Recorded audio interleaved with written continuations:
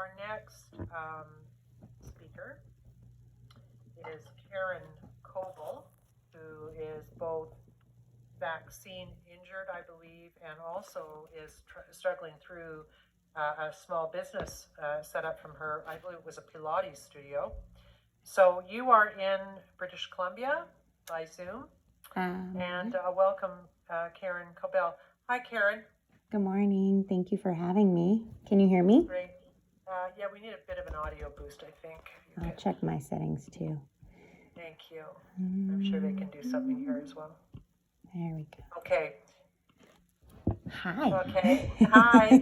Okay. So what we need first is just the affirmation that what you're saying today is true to the best of your ability to know that. Yes, it is. Okay. Thank you. Okay, Karen, tell me why you're here and what's your story. Okay, so for me, I own a Pilates yoga dance studio in Vancouver. And sorry, I'm getting my nerves. Yeah, and so obviously we've been directly impacted for the last 2 years in this. Shut down? Yes, yeah. So at the beginning, right, the full lockdown. And for me personally, this is our main source of income. My husband suffers PTSD, depression, anxiety. So this is our time to shine in a business, right? And as soon as the lockdown happened, my adult dancers and I actually jumped in to figure out, okay, what are we going to do? Because there's no way this is closing. There's no way I'm not going to make it through this. I'm a hustler and a fighter. So we took it to the streets and actually started dancing outside of seniors' homes. and just to be clear, to entertain them while they were locked in, is that right? Yeah, because were you at the window then doing this? Yeah, we were either at windows personally, going from window to window, or one home is across the street from my studio, and they all have patio access, so they would come out and dance with us and stay moving and just like trying not to cry through those moments, knowing that they weren't allowed to leave their room was quite, So knowing a little bit more now of the impacts of isolation on everybody, on all humans, but let alone like the elderly population, it's quite heartbreaking. I mean, the things we know about isolation is just a bigger increase in that anxiety or that depression or those mental health issues that people have, which I also see in my husband on a daily basis, right?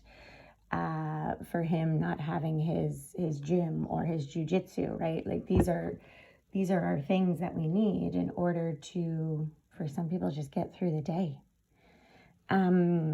The loneliness being associated also with an increase in substance abuse, loneliness with an increase in just anguish, and it could increase obesity and cardiovascular. But for me as a business owner of movement, mindfulness, meditation, and not being able to serve my clients that I've served for 19 years, and getting their texts and their phone calls saying like, please just send me a video, just send me anything, because that's that in the long run is what was keeping people alive and surviving this whole thing, right? Let alone myself and my family. So the impact was like, how many times do we have to jump, leap, and turn around to create a new part of the business to keep it surviving, right? And then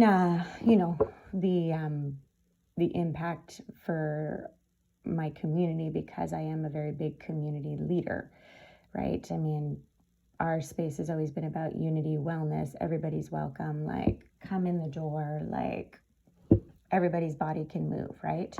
So for me on that sector, when different mandates and things were being set in was very, very heartbreaking. I actually had to stop teaching quite a bit because I needed to just sit with myself and see and ask myself, where am I going to go from here with this business, with what they're asking us to do as business owners, but also what were they asking you to do as business owners? What were the things that you were having trouble with? I mean, for me, the biggest personal, like, heartbreaking issue were the passports. And Vaccine. yeah, because, you know, like I'm teaching people yoga. The word yoga means unity, right? It means unity and it means community. So if you're asking me to turn people away because of this choice, like, what else are you going to ask me to turn people away for? Because realistically, I shouldn't be asking anybody for what they've put inside their body. You know what I mean? And just having to quiet the constant conversations inside the studio walls, right? We've done a lot of work to keep it calm, serene, safe, clean. And, you know, people who've come for 5 to 19 to 20 years have known me this whole time. So they know the struggle it is for me to sit there and be like, can you show me this? Like, why am I asking to see that? I don't need to know. I don't. And then even with my own struggle, like, how many people had no idea what I was going through, because I did try one, and then I've been going through my own health scares with that, right? And clients assuming that like I'm good to go when I'm out and I'm socializing and in public, and hey, like, you should go to this restaurant for your birthday. Well, technically I'm not allowed. And like, oh, but you had side effects. I'm like, yeah, I know. I'm like, well, what about your letter of exemption? I'm like, there are none. Like, there is none. My doctor told me straight up, she's been told there are none. So I want to get back to your business a little bit. So where does it stand? Do you think you can rebuild it? I'll ask you this and then throw to the panel, because I'm sure they have a lot of questions. Obviously, it was really difficult to navigate through those days, but where do you see yourself now? So I see myself moving forward we are in our 5th year now, and 2.5 of those years have been spent in this time. So I feel like if you can make it through that, you can make it. And our new chapter will be moving into Kalina Movement and Wellness Center, as opposed to just a movement studio. So we've just started bringing in more some trauma-based therapists, some massage therapists, some acupuncturists. Like, we're moving forward into the next sector because we understand the healing process that's about to happen for a lot of people. This is not just about movement. This is about the wellness piece that really, really, really needs a lot of attention. If we're not actually going to pay attention to the research and the science of, like, health and wellness and what it actually is and what it's supposed to be, that's where we're moving forward to. And that's also because that's what our clients are needing. They're needing more. Panel? Thank you for this.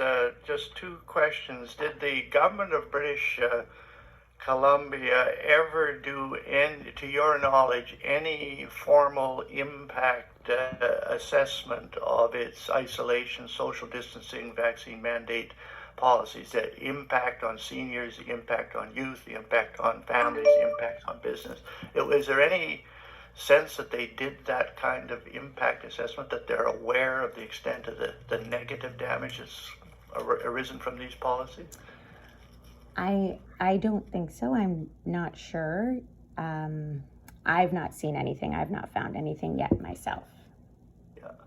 And if you were asked to try to put even a rough dollar figure on what these shutdown measures have cost your business over 2 years, what would be the ballpark figure?